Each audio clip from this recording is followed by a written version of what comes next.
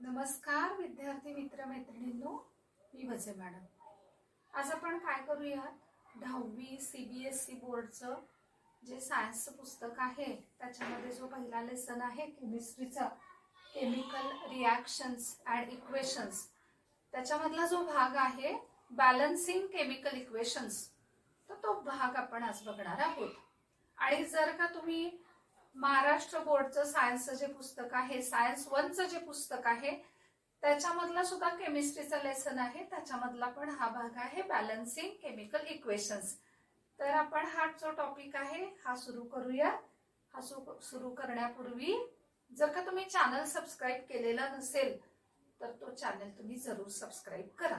आता काय शिकणार आहे आपण, तर right the balanced chemical equations for the following reactions. म्हणजे ही रिॲक्शन आहे केमिकल रिॲक्शन, आणि या केमिकल रिॲक्शन मध्ये आपल्याला लिहायचं आहे केमिकल इक्वेशन।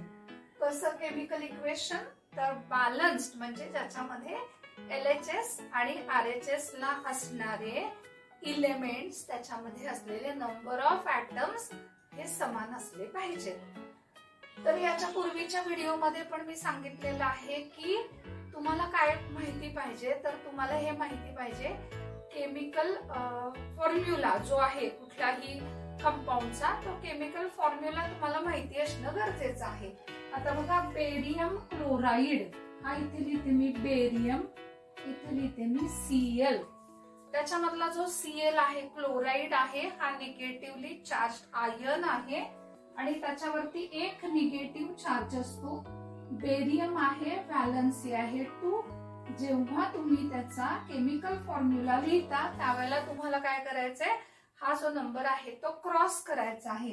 क्रॉस केला तर Ba आलं 1 आणि Cl आलेला आहे 2, त्यामुळे बेरियम क्लोराइड याचा केमिकल नाव आपण म्हणू शकतो ते झालेलं आहे BaCl2। त्यानंतर आला पोटॅशियम सल्फेट। पोटॅशियम म्हणजे K, सल्फेट SO4, रॅडिकल म्हणजे ॲटम, चार्ज्ड ॲटम किंवा ग्रुप ऑफ ॲटम्स। तर हा जो SO4 आहे त्याच्यावरती 2 निगेटिव्ह चार्ज असतात। पोटॅशियम आहे, त्याची व्हॅलन्सी आहे 1।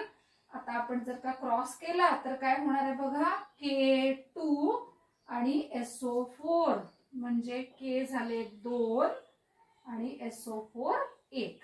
त्यानंतर आता हा जो ॲरो आहे, या ॲरोची डायरेक्शन इकडे आहे।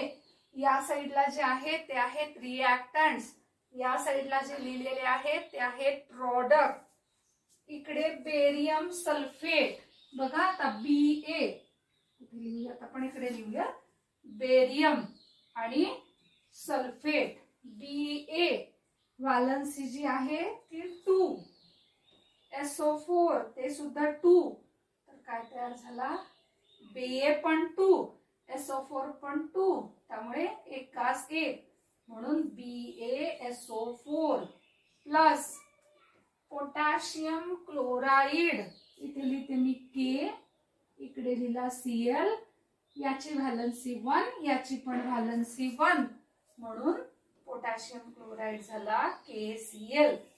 तर सगळ्यात आधी मी काय केलेलं आहे, दिलेला क्वेश्चन बघितला आणि त्याप्रमाणे त्यांचा केमिकल फॉर्म्युला मी लिहिलेला आहे। आता आपण काय करणार आहोत, ते बॅलन्स करणार आहोत। बॅलन्स करण्यापूर्वी आधी किती आहेत ते आपण बघितले पाहिजेत, बरोबर ना। मग आता कोण कोण आहे, Ba आहे, Cl आहे, K आहे, SO4 आहे। Ba किती आहे 1, Cl आहे 2, K आहे 2 आणि SO4 ग्रुप आहे 1। इकडे Ba1, Cl1, त्याच्यानंतर K1 आणि SO4 ग्रुप सुद्धा 1। तर इकडे Ba मला बॅलन्स दिसतंय, SO4 ग्रुप आहे तो सुद्धा काय दिसतोय, बॅलन्स दिसतोय। मग K2 दिसतंय आणि Cl सुद्धा 2 दिसतायत, म्हणजे या साइडला मला काय करायला हवंय, 2 ने मल्टिप्लाय करायला पाहिजे। मग आता 2 ने मल्टिप्लाय करायचं तर के ला पण करायला पाहिजे आणि सीएल ला सुद्धा करायला पाहिजे.